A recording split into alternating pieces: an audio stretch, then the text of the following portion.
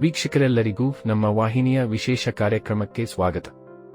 ಇವತ್ತಿನ ಈ ವಿಡಿಯೋದಲ್ಲಿ ನಾವು ಜಗತ್ತಿಗೆ ಊರ್ಜೆಯನ್ನ ಪ್ರದಾನ ಮಾಡುವ ಸೂರ್ಯಗ್ರಹದ ಮಹಾಪರಿವರ್ತನೆಯ ಕುರಿತಾಗಿರುವ ವಿಶೇಷ ಮಾಹಿತಿಯನ್ನ ಅರಿತುಕೊಳ್ಳಲಿದ್ದು, ಇಲ್ಲಿ ಸೂರ್ಯದೇವನ ಈ ಮಹಾಪರಿವರ್ತನೆಯ ಪ್ರಭಾವಗಳು ಪ್ರತ್ಯೇಕವಾಗಿ ಮೇಷರಾಶಿಯ ಜಾತಕದವರ ಪಾಲಿಗೆ ಹೇಗೆ ಸಾಬೀತಾಗಲಿವೆ ಅನ್ನೋದೆಲ್ಲವನ್ನ ಇಲ್ಲಿ ವಿಸ್ತಾರ ರೂಪದಲ್ಲಿ ಅರಿತುಕೊಳ್ಳೋಣ.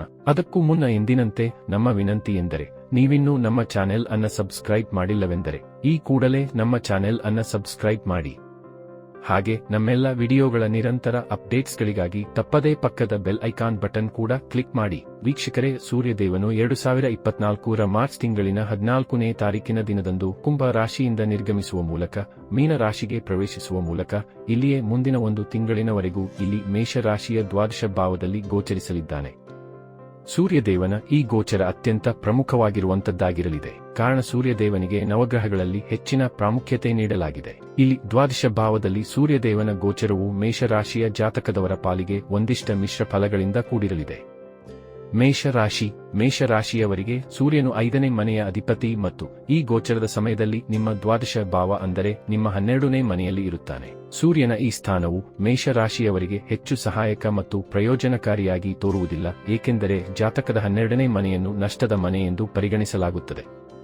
ಸಾಮಾನ್ಯವಾಗಿ ಈ ಗೋಚರದ ಸಮಯದಲ್ಲಿ ನಿಮ್ಮ ಪ್ರಯತ್ನಗಳಲ್ಲಿ ಯಶಸ್ಸನ್ನು ಪಡೆಯಲು ನಿಮಗೆ ಸಾಧ್ಯವಾಗುವುದಿಲ್ಲ. ನಿಮ್ಮ ಗುರಿಗಳನ್ನು ಸಾಧಿಸುವಲ್ಲಿ ನೀವು ವೈಫಲ್ಯವನ್ನು ಎದುರಿಸಬಹುದು. ಮೇಷರಾಶಿಯ ಜನರು ಮಕ್ಕಳ ಕಡೆಯಿಂದ ಸಮಸ್ಯೆಗಳನ್ನು ಎದುರಿಸಬೇಕಾಗಬಹುದು. ಈ ಕಾರಣದಿಂದಾಗಿ ನೀವು ಚಿಂತಿತರಾಗಿ ಕಾಣಿಸಿಕೊಳ್ಳುತ್ತೀರಿ. ಕಡಿಮೆ ಗುರಿಗಳನ್ನು ಅನುಸರಿಸುವ ಮೂಲಕ ನೀವು ರಾಜಿ ಮಾಡಿಕೊಳ್ಳಬೇಕಾಗಬಹುದು ಮತ್ತು ದೊಡ್ಡ ನಿರ್ಧಾರಗಳನ್ನು ತೆಗೆದುಕೊಳ್ಳುವುದು ಈ ಅವಧಿಯಲ್ಲಿ ಹೆಚ್ಚು ಅನುಕೂಲಕರವಾಗಿರುವುದಿಲ್ಲ. ವೃತ್ತಿಜೀವನಕ್ಕೆ ಸಂಬಂಧಿಸಿದಂತೆಯೂ ಈ ಸಾಗಣೆಯು ನಿಮಗೆ ಹೆಚ್ಚು ಅನುಕೂಲಕರವಾಗಿರುವುದಿಲ್ಲ. ಈ ಸಮಯದಲ್ಲಿ ನಿಮ್ಮ ಮೇಲೆ ಹೆಚ್ಚಿನ ಕೆಲಸದ ಒತ್ತಡವಿರುತ್ತದೆ. ಇದರಿಂದಾಗಿ ನಿಮ್ಮ ಜೀವನದಲ್ಲಿ ಸಮಸ್ಯೆಗಳು ಹೆಚ್ಚಾಗಬಹುದು. ನಿಮ್ಮ ಸಹೋದ್ಯೋಗಿಗಳಿಂದ ನೀವು ಸಮಸ್ಯೆಗಳನ್ನು ಮತ್ತು ಅಡೆತಡೆಗಳನ್ನು ಎದುರಿಸಬೇಕಾಗಬಹುದು. ಇದಲ್ಲದೆ ಈ ಅವಧಿಯಲ್ಲಿ ನಿಮ್ಮ ಕೆಲಸದಲ್ಲಿ ನೀವು ಕಡಿಮೆ ತೃಪ್ತಿಯನ್ನು ಪಡೆಯುತ್ತೀರಿ. ಇದರಿಂದಾಗಿ ನಿಮ್ಮ ಜೀವನದಲ್ಲಿ ನೀವು ಹೆಚ್ಚಿನ ಕೆಲಸದ ಒತ್ತಡವನ್ನು ಅನುಭವಿಸುವಿರಿ. ಏನೇ ಕಷ್ಟಪಟ್ಟರೂ ಅದಕ್ಕೆ ಬೇಕಾದ ಮನ್ನಣೆ ಸಿಗುವುದಿಲ್ಲ. ವ್ಯಾಪಾರ ಕ್ಷೇತ್ರದೊಂದಿಗೆ ಸಂಬಂಧ ಹೊಂದಿರುವ ಈ ರಾಶಿಚಕ್ರ ಚಿಹ್ನೆಯ ಜನರು ಈ ಸಂಚಾರದ ಸಮಯದಲ್ಲಿ ನಷ್ಟವನ್ನು ಎದುರಿಸಬೇಕಾಗಬಹುದು. ನಿಮ್ಮ ಪ್ರತಿಸ್ಪರ್ಧಿಗಳಿಂದ ನೀವು ಕಠಿಣ ಸ್ಪರ್ಧೆಯನ್ನು ಎದುರಿಸಲಿದ್ದೀರಿ. ಇದರಿಂದಾಗಿ ನೀವು ಚಿಂತಿತರಾಗಿ ಕಾಣಿಸಿಕೊಳ್ಳಬಹುದು. ನಿಮ್ಮ ವ್ಯಾಪಾರ ಪಾಲುದಾರರಿಂದ ನೀವು ಕೆಲವು ಸಮಸ್ಯೆಗಳನ್ನು ಎದುರಿಸಬಹುದಾಗಿದೆ. ಇದರಿಂದಾಗಿ ನಿಮ್ಮ ವೃತ್ತಿಪರ ಕ್ಷೇತ್ರವನ್ನು ಬದಲಾಯಿಸಲು ನೀವು ಯೋಚಿಸಬಹುದು. ನೀವು ಷೇರು ಸಂಬಂಧಿತ ವ್ಯವಹಾರದಲ್ಲಿ ತೊಡಗಿಸಿಕೊಂಡಿದ್ದರೆ ನೀವು ಲಾಭವನ್ನು ಪಡೆಯಬಹುದು ಮತ್ತು ನೀವು ಸಾಮಾನ್ಯ ವ್ಯವಹಾರವನ್ನು ಮಾಡುತ್ತಿದ್ದರೆ ನೀವು ಸುಲಭವಾಗಿ ಲಾಭ ಪಡೆಯಲು ಸಾಧ್ಯವಿಲ್ಲ. ಇನ್ನು ಈ ಅವಧಿಯಲ್ಲಿ ನಿಮ್ಮ ಜೀವನ ಸಂಗಾತಿಯೊಂದಿಗೆ ನೀವು ನಿರ್ವಹಿಸುವ ಯಾವುದೇ ಸಂಬಂಧದಲ್ಲಿ ನೀವು ಕಡಿಮೆ ಸಂತೋಷವನ್ನು ಪಡೆಯುತ್ತೀರಿ. ನಿಮ್ಮ ಸಂಬಂಧದಲ್ಲಿ ನೀವು ಆಕರ್ಷಣೆಯನ್ನು ಕಳೆದುಕೊಳ್ಳುವ ಸಾಧ್ಯತೆಯಿದೆ.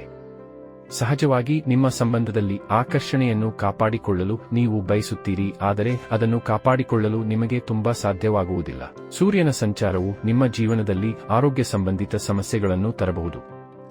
ಈ ಸಮಯದಲ್ಲಿ ನಿಮ್ಮ ಕಾಲುಗಳಲ್ಲಿ ನೋವು, ಸರಿಯಾದ ನಿದ್ರೆಯ ಕೊರತೆ, ಕಣ್ಣಿನ ಸಂಬಂಧಿತ ಸಮಸ್ಯೆಗಳು ನಿಮ್ಮನ್ನು ತೊಂದರೆಗೆ ಸಿಲುಕಿಸಬಹುದು.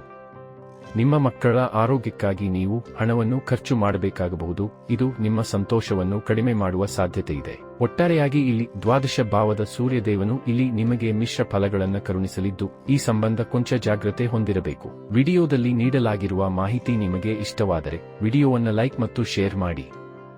ಜತೆಗೆ ನಮ್ಮ ಚಾನೆಲ್ ಅನ್ನು ಸಬ್ಸ್ಕ್ರೈಬ್ ಮಾಡುವುದರ ಜತೆಗೆ ತಪ್ಪದೇ ಪಕ್ಕದ ಬೆಲ್ ಐಕಾನ್ ಬಟನ್ ಕೂಡ ಕ್ಲಿಕ್ ಮಾಡಿ.